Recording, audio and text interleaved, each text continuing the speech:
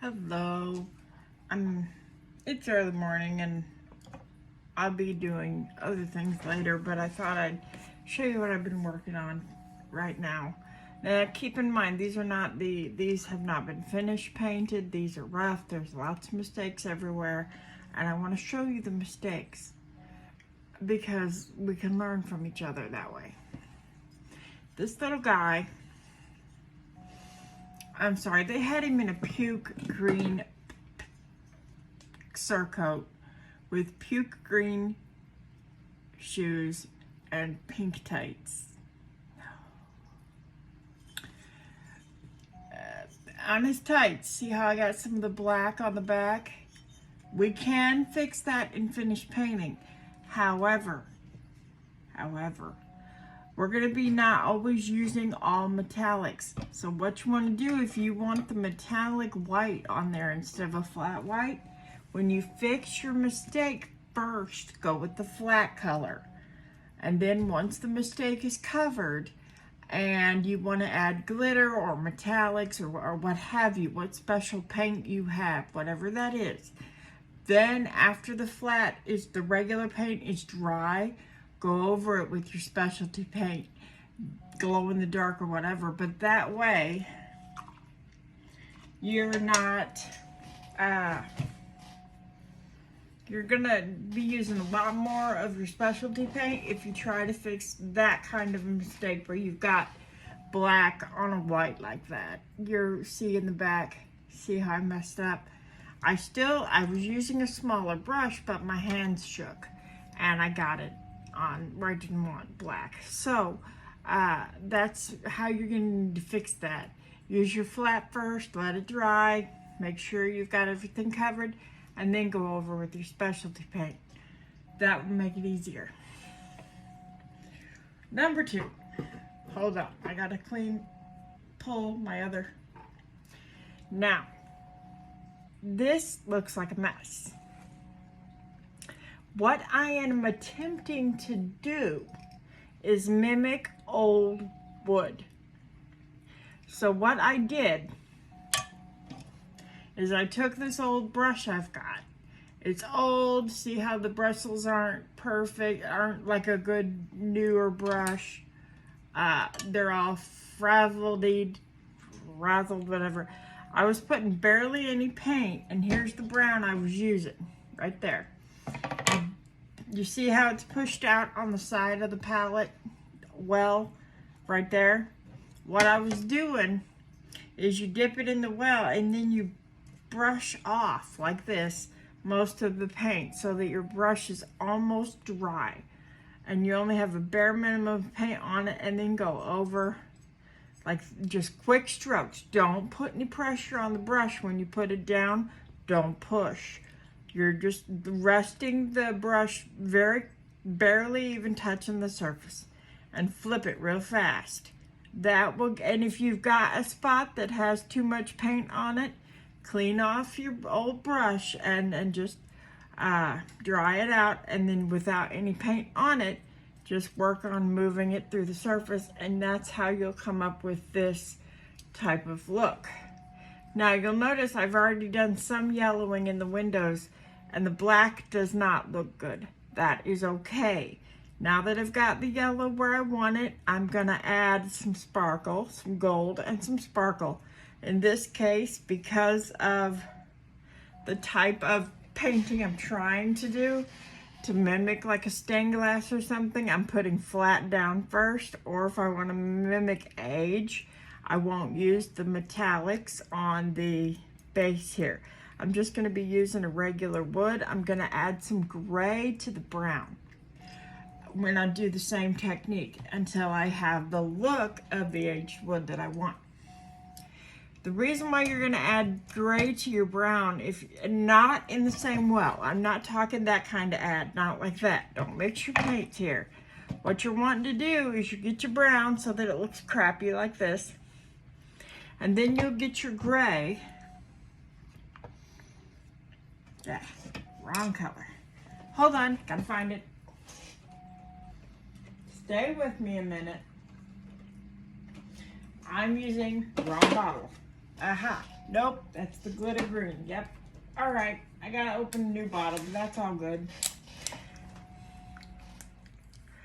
If I can find my scissors, it would be even better. Ah, they're on the other side of the table. Anyway, when all else fails and you can't get the plastic off because you're by yourself and you can't find your scissors, unscrew the cap and there'll be a little bit of plastic that's longer than your cap. Just grab that, and I'm talking very little bit, and peel it back. Or if you got longer nails, or if you have more strength than I do to break the plastic, go ahead and break it. But I don't have that kind of strength. Another way, get your ink pen, put your ball up, push it under the plastic, and it will push it up till you can break it and peel it off. That's how do I open something when I don't have the strength. Now, this is gunmetal gray. This is the metallic I want to use in the end, not the silver. Let me show you the difference. This is silver. This is gunmetal gray. You see how this one's a little darker, doesn't have as much shine to it? That's why we're using it this, because you're after age. But first I want a flat gray, and I do own one. Believe it or not, I know you see me look with, or work with rather, a lot of my metallics more than my flats, but I have both. Be sure to shake up your paint. This is just a country gray. It's not as dark as your gunmetal. Yeah. Remember where you put stuff, Joe. See how we're gonna use this first to cover some of this white. Now, if you're good enough, you can paint by dipping your brush in the bottle, okay? But if you're just beginning, squirt your paint out on something. I don't care if you grab a paper plate. Done that many times in my life. The reason why I like paper plates is because you just crumple it up and throw it away. Or egg cartons, especially if you got kids painting with you. Put the paint in the wells of the carton. Put the paint brushes in the back part. Great to take them to a park and do what they call plein air painting, which means you just go somewhere out in the open and you paint what you see. Bring a picnic, but now I have barely anything on the brush. See that? Let me find a more open space to give you an example. Back here, I'm gonna add the gray. Don't push down, just flick it and see how that brown's gonna come off a little bit or be covered a little bit. That's all we're doing. We're not gonna completely cover right now. We're not completely covering this. I'm covering it, see? Just get your paint on. Don't worry if you smear it a little. This is age. This is gonna even work on the roof. If, you know, tin roof isn't always gonna be that shiny, and I'm going for a tin roof look, so I'm not too awful worried. Now, because this is a ceramic that I couldn't get the glaze off of, just like the Geisha Girl, which I will do a video on more today, you don't want to try to do the age part until that dries. So just put a light coat of your gray over the brown, and you don't even have to age that. Let me show you.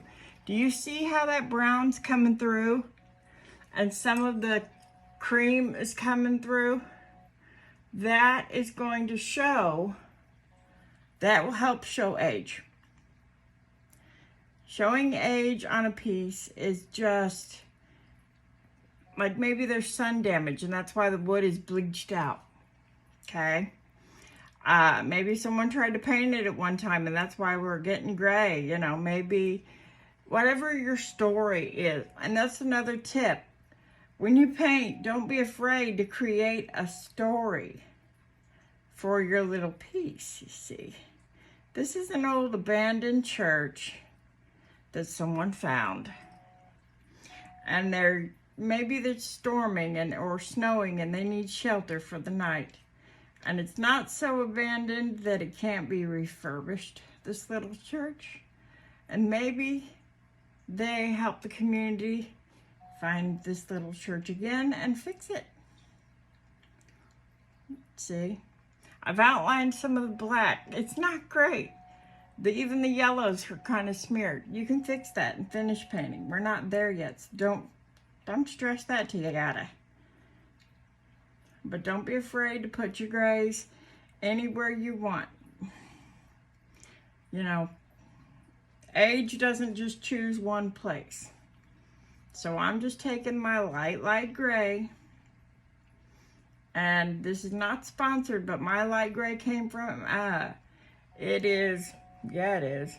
Oh, this is the white, but it's the same one. It's Apple Barrel Walmart. It's like 50 cents a bottle. Don't spend a ton of money, especially when you're beginning a project, because you don't know how it's going to turn out. Now, sometimes when you're doing this and you come to a smaller area like the steeple and you don't have room to make a big stroke with your brush, get a little bit of paint on there, and that's what it looks like, and dab.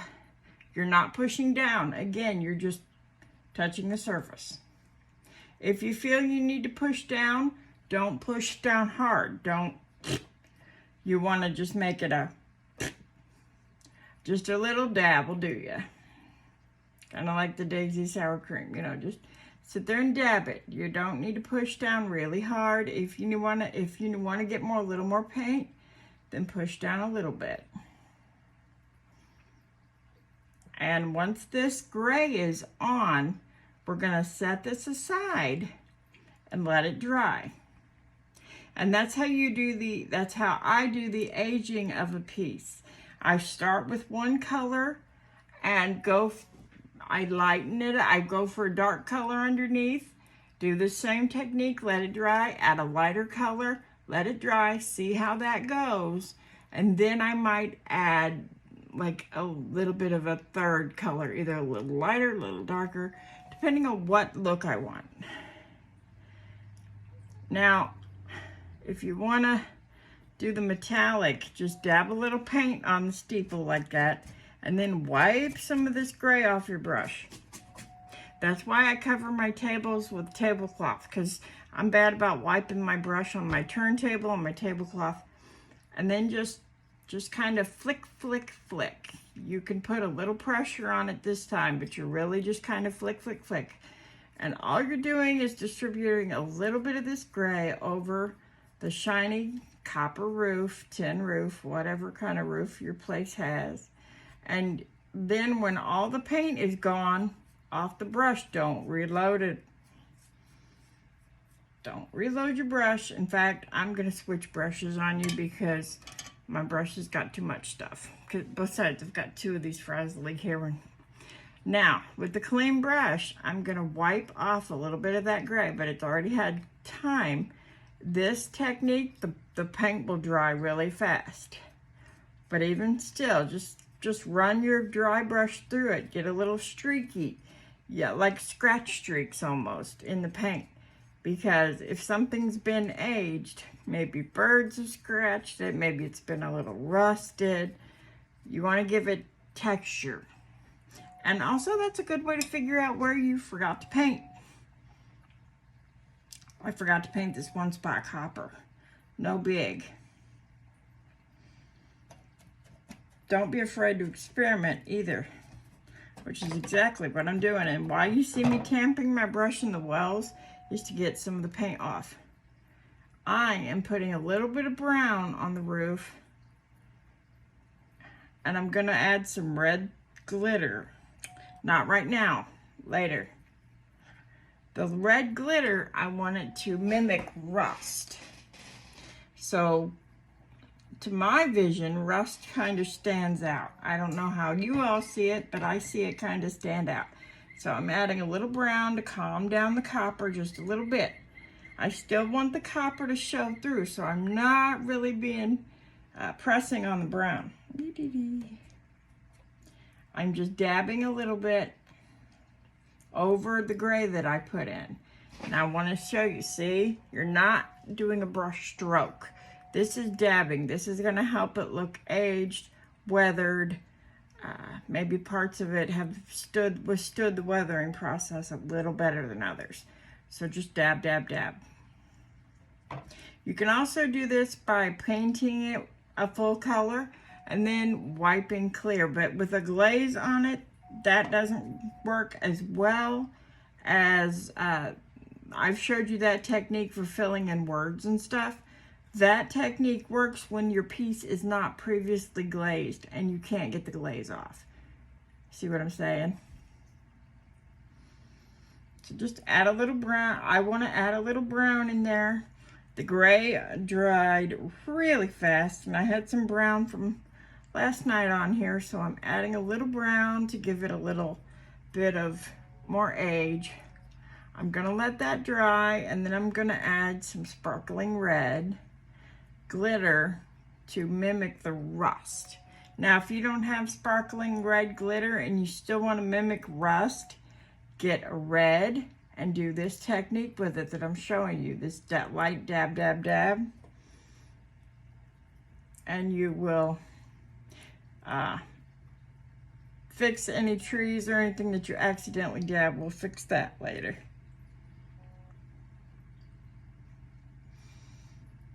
Now go to the back. Now, let me show you with the back.